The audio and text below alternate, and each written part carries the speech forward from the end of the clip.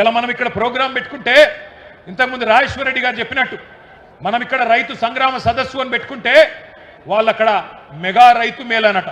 అది మెగా రైతు మేళ కాదు, దగా రైతు మేళ. రైతులను దగా చేసిన దౌర్భాగ్యుల మేళ అది. అంతే తప్ప అక్కడ నిజమైన రైతు ఒక్కడు కూడా లేడు. కొంతమంది కాంగ్రెస్ కార్యకర్తలను పోగేసుకొని వాళ్ళతో సపట్లు కొట్టించుకొని వాళ్ళు రైతులంతా సంతోషంగా ఉన్నారని చెప్పి మీరు సన్నాయి నొక్కులు నొక్కితే ఎవడు నమ్ముతాడు మిమ్మల్ని? నేను అడుగుతా ఉన్నా. ఇన్ని వేల మంది మా రైతన్నలు అడుగుతున్నారు, ఎక్కడున్నాడు రాహుల్ గాంధీ? ఎక్కడున్నది నీ డిక్లరేషన్? ఎక్కడ పోయినాయి నువ్వు చెప్పిన మాటలను అడుగుతున్నారు. ఒక మాట దయచేసి నేను అంటా ఉన్నా, బాధ అనిపిస్తుంది ఇట్లా మాట్లాడాలంటే అప్పుడప్పుడు. కానీ డిక్లరేషన్ ఇచ్చి లక్షల మంది రైతులను మోసం చేసిన రాహుల్ గాంధీ ఫోటోను, ఆ రైతు డిక్లరేషన్ కాగితాన్ని, రేవంత్ రెడ్డి ఫోటోను మొత్తం అన్ని పోలీస్ స్టేషన్ల కాడ, రైల్వే స్టేషన్ల కాడ, బస్ స్టాండ్ల కాడ అంటియాలే. అంటించి కింద రాయాలి, దొంగలున్నారు జాగ్రత్త, ఓట్లను ఎత్తుకపోయే దొంగన కొడుకులున్నారు జాగ్రత్త అని రాయాలి. గంత దొంగలు వీళ్ళు.